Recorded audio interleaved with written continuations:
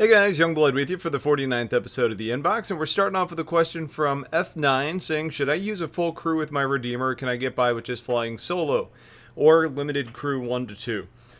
I think with the Redeemer, you're going to be having some interesting developments coming as they continue to really flesh it out and get us more information. That being said, I think the Redeemer could be a capable ship solo. You've got a lot of forward-facing weaponry that's controlled by the pilot. The pilot's probably going to have control over the missiles as well. So I think it would be a decent option to run solo. I definitely don't think you need a full crew because a lot of the crew that you're going to see on a Redeemer is going to be Marines. So if you're just doing space fights and you're not actually using the dropship portion of it, then we get into what you say, and what I think is probably the best recommendation is the limited crew of 1 to 2. I would say if that 1 to 2 it means additional of 1 to 2, basically if you have 3 people in your ship, I think you're best suited to doing your work. You've got 2 turrets with some big weapons on it. I think as long as you have 2 turret gunners and your pilot, you're going to be ready to take on just about anything. Adding a 4th person could be good as well because then all of a sudden you've got somebody that can make some repairs on board the ship. But I think somewhere between 2 and 3 people is probably kind of the sweet zone, ideally with that being 3. Isogen says, hey STL, in one of the sitcom 2015 events, Chris Roberts said an Idris won't even feel a barrage from a squadron of Retaliators. That sounds like the Idris will be pretty OP. How durable do you think the smaller capital ships will be? Also, do you think this hurts the Retaliators' reputation, especially since it's been sold as anti-capital ship? Okay, I think the one thing that makes this a little bit interesting is the introduction of the Polaris. The Polaris is really designed to punch above its weight class and go after bigger capital ships like an Idris or a Javelin or a Bengal, like those types of things. So what we know now is that the Polaris has size 10 torpedoes, and I believe the Retaliator has size 3. That being said, a squadron of Retaliators launching torpedoes at an Idris, it's going to feel it. The question is going to be more about what's the mechanics there between like shields and torpedoes. Do torpedoes travel slow enough, and are they treated like a ballistics round where they can actually somewhat penetrate a shield? Because then all of a sudden it doesn't matter what's hitting the hull. If there's not a shield to block it, it's going to do some damage. Now, I don't think 2 Retaliators coming in is going to be able to wipe out an Idris. I just don't think that's going to happen. But if you have a combined fleet effort, a squadron of Retaliators coming in, if we're talking 3, 4, 5 Retaliators all dropping 6 torpedoes apiece, it's going to do damage. And you may not kill the damn thing, but you're going to do damage. But hopefully we'll get a better idea of that as we get to Squadron 42, because we'll kind of start to see what the ship's durability is going to be like, because I think we're going to be spending a lot of time in an Idris. And hopefully we're not waiting too long before we actually get to play around with one in the persistent universe. But I think it would be safe to say that it's a numbers game, but it's not going to really be, I guess, immune to Retaliators. As far as the reputation goes, a ship's reputation changes all the time based on whatever module we're in. So I wouldn't say it necessarily hurts it any, but the Retaliator's not really in a great place as it is today. A lot of people don't like the layout. The weapons on the turrets are small. The torpedoes now are smaller than we thought they would be. But have faith in what CIG sells the role of the ship as, because that's eventually what they balance to. Remember Me, Indo Gaming says, hey STL, what do you think about the permadeath and ships limitation? Did that make the game too safe? Like, what if you lose in combat, you lose your ships and need to wait for it to repair if you have insurance? And permadeath just kind of unusual because losing a character and need to make a new one, you need to reset almost everything that you achieved in game. You mentioned that it makes the game too safe, but the rest of your question then makes it sound like it's too risky. So I'm going to go ahead and assume based on the question that you mean, did it make things too hard or too risky? And with that in mind, I think permadeath and losing your ship and having to wait, I think those are very good things because of one sole reason. There's consequences for your actions now.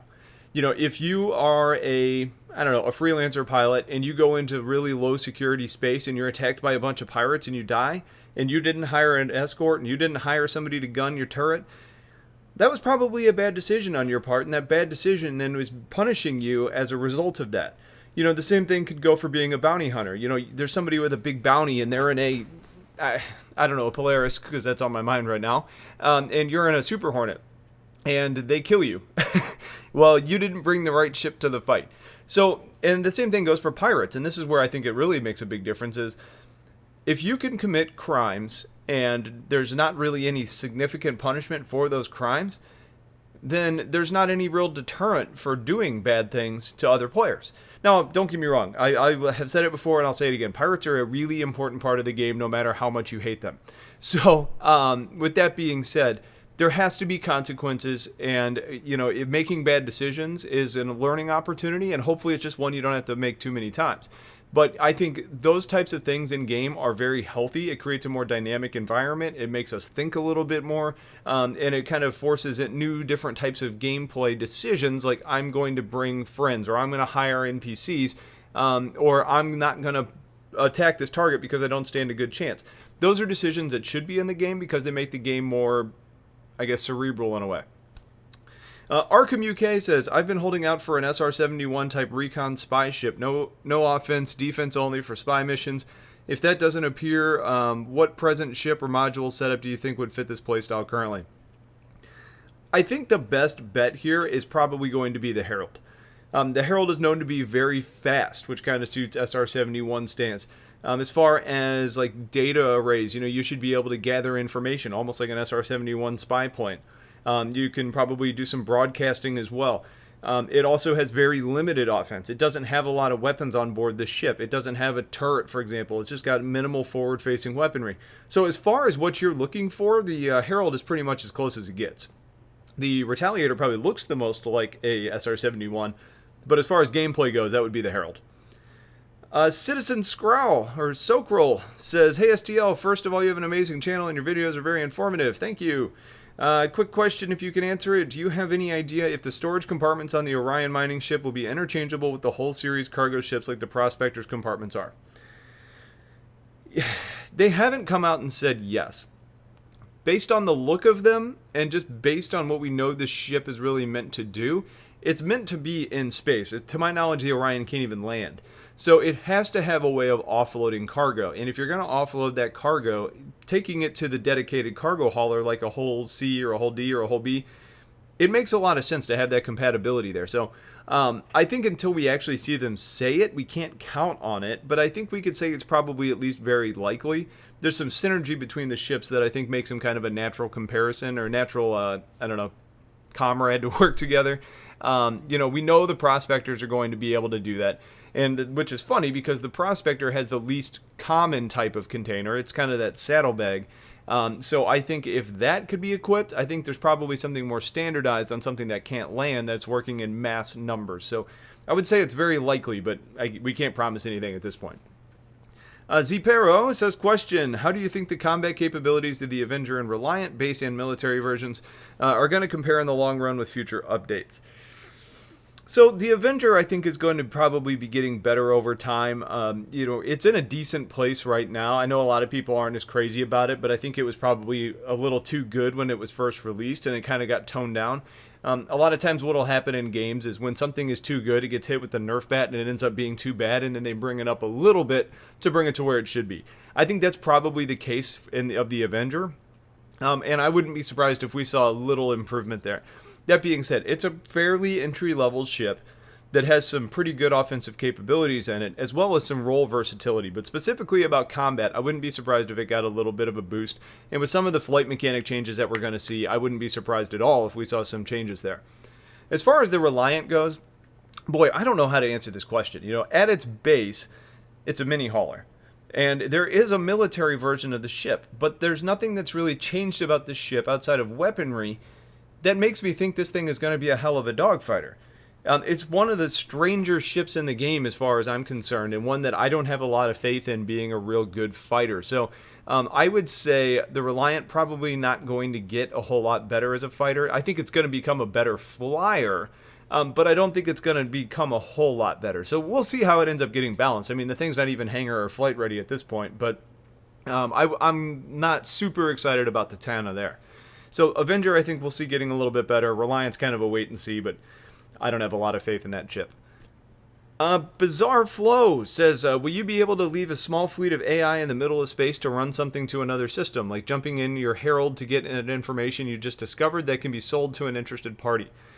I don't think you're going to be able to just send your AIs out on, errands.